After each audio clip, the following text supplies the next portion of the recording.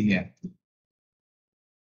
So necrosis is a type of cell death in which cellular membrane fall apart, cellular enzymes leak out, ultimate digestion of the cell.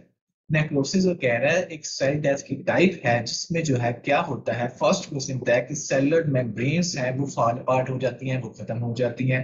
उसके बाद जो cellular enzymes हैं वो leak out हो जाते हैं। देखिए फर्स्ट देखिए ना, सेल मेम्ब्रेन ही अगर आपकी जो है वो खराब हो गई, डिस्टर्ब हो गई है, तो फिर जो सेलुलर एंजाइम्स होंगे, फॉर एग्जांपल जो लाइसोसोम्स आपके पास हैं, वो उनकी भी मेम्ब्रेन खराब हो जाएगी। उन मेम्ब्रेन जब वो खराब हो गई है तो क्या होगा, जो एंजाइम्स हैं वो बाहर लीक आउट हो जाएंगे। अब एंजाइम्स जब बाहर निकलेंगे तो आपको पता है एंजाइम्स जो हमारे पास है वो डाइजेस्टिव एक किस्म के एंजाइम्स है कि वो दूसरे सेल्स हैं वो उन्हें डाइजेस्ट करना शुरू कर देंगे, जो सेल है उसे डाइजेस्ट करना शुरू कर देंगे। ठीक है, उसके बाद अल्टीमेट डाइजेशन ऑफ सेल, वही जो मैंने आपको बताया कि तीसरा पॉइंट वही है कि डाइजेशन ऑफ सेल स्टार्ट हो जाएगी। सेलुलर मेम्ब्रेन्स हैं वो खत्म होना शुरू होती हैं, एंजाइम्स हैं वो लीक आउट होना शुरू होती हैं। एंजाइम्स के बाद वो अल्टीमेटली क्या है कि सेल की जो डाइजेशन है वो स्टार्ट होती है, और ये नेक्रोसिस का हमारे पास ये मैकेनिज्म है। कैरेक्टरिस्टिक फीचर, इसके अलावा बच्चों आपने जो है अपोप्टोसिस और नेक्रोसिस का ना एक टेबल है डोडिस में, वो आपने अच्छी तरीके से कर लेना कि दोनों में क्या क्या डिफरेंसेस हैं, अपोप्टोसिस में क्या चीजें होती हैं, नेक्रोसिस में क्या चीजें होती हैं।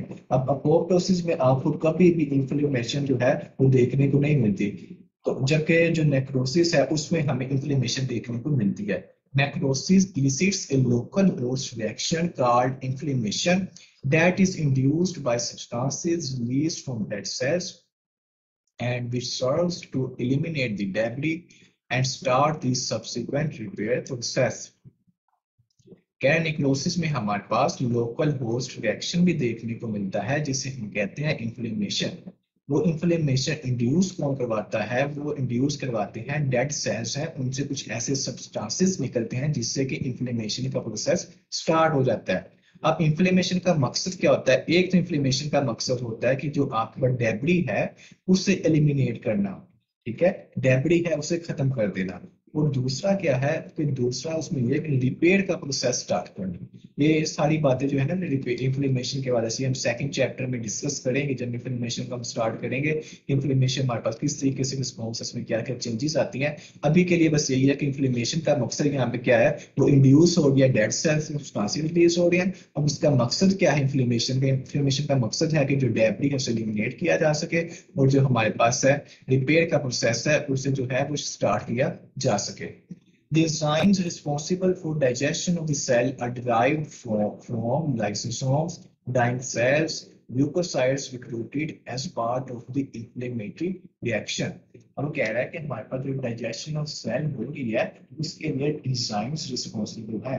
अब वो एंजाइम्स आ कहाँ से गए हैं, कह रहे हैं एंजाइम्स आ रहे हैं आपके पास लाइसोसोम से, वो एंजाइम्स आपके पास आ रहे हैं डाइंग सेल से, वो एंजाइम्स आपके पास आ रहे हैं, इन्फ्लेमेशन हो रही है, तो इन्फ्लेमेशन जहाँ पे होती है वहाँ पे डब्ल्यूबीसीज भी आते हैं, तो डब्ल्यूबीसीज है वो हमारे पास रिस्पॉन्सिबल है इस जो है वो डाइंग ऑफ द सेल के डाइजेशन ऑफ द सेल के लिए।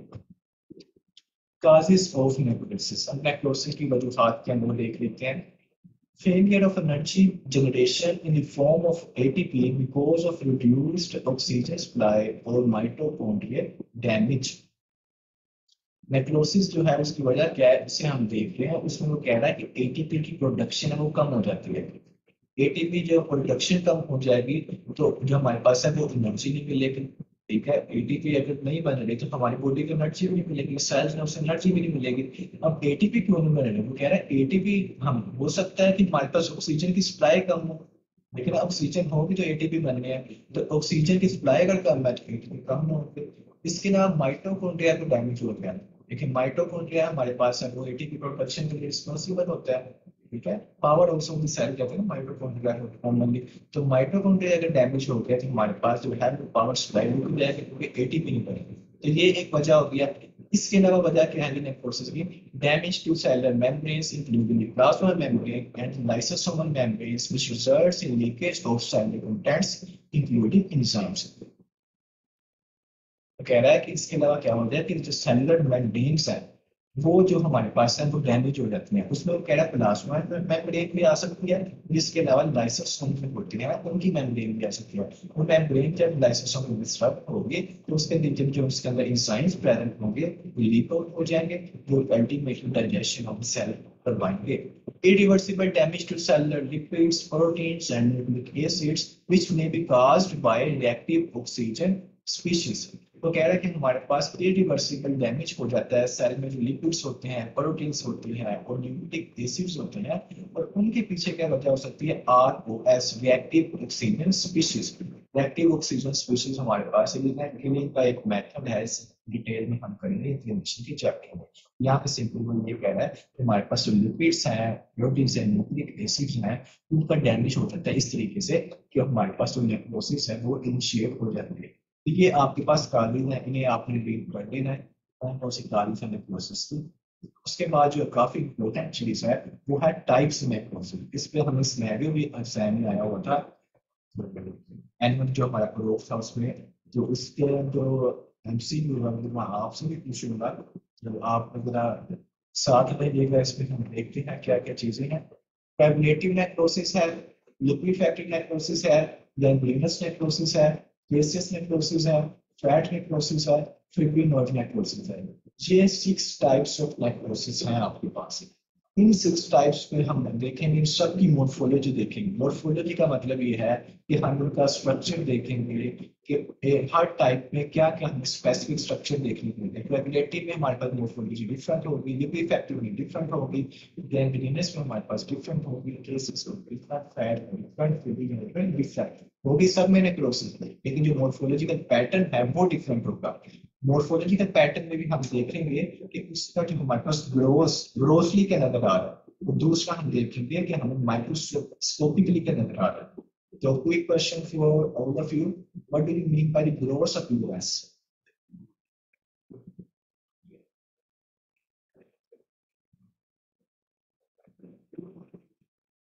Laiba Gulab, what do you mean by gross appearance of any structure, of anything?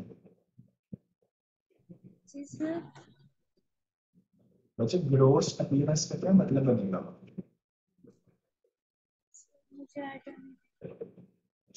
मैं बताता हूँ। ग्रोस का मतलब ये है, ग्रोस नोट में भी अगर आप पढ़ते हो इसमें आप देखते हैं, यहाँ पे मैक्रो टाइप से आपको माइक्रोस्कोपिक एयरप्लेन देख लोगे, माइक्रोस्कोप के अंदर भी आप उसे देख रहे होते हैं, आप उसे मैक्रोस्कोपिक में देख रहे होते हैं। ओवरऑल आप उसका जो मैक्रो ऐसे चंदा ले रहे होते हैं, जिस तरह से नोट में होते हैं, कोई स्ट्रक्चर भी होता है, उसका मतलब ये होता है ग्रोस का कि आप उसे माइक्रोस्कोप के अंदर भी देख रहे हो, आप उसे अपने मैक्रो ऐसे देख रहे हो। तो ये तो हो गया हमारे पास जो है ग्रोस का मतलब। ग्रोस अपीयरेंस क्या है? मदाली खान आप मुझे बताया, तो ये हमारे पास माइक्रोस्कोपिक जो हमारे पास अपीयरेंस है उसका मतलब क्या बनेगा?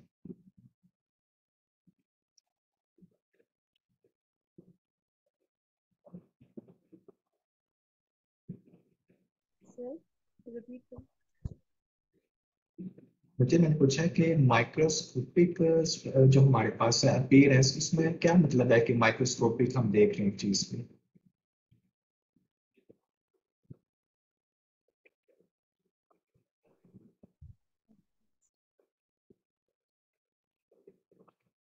चलिए टाइम कम है तो मैं कोशिश करता हूँ कि क्वेश्चंस कम करूँ और आपको ज्यादा जो है ना वो कवर हमारा हो जाए। तो जो माइक्रोस्कोपिक का मुझे पता है आपको मतलब आता ही होगा, लेकिन आप हेजिटेट कर रहे हैं बच्चे, तो आहिस्ता आहिस्ता ठीक हो जाएगा मामला। माइक्रोस्कोपी का मतलब ये है कि माइक्रोस्कोप अंदर हम सिंपली देख रहे हैं उसे।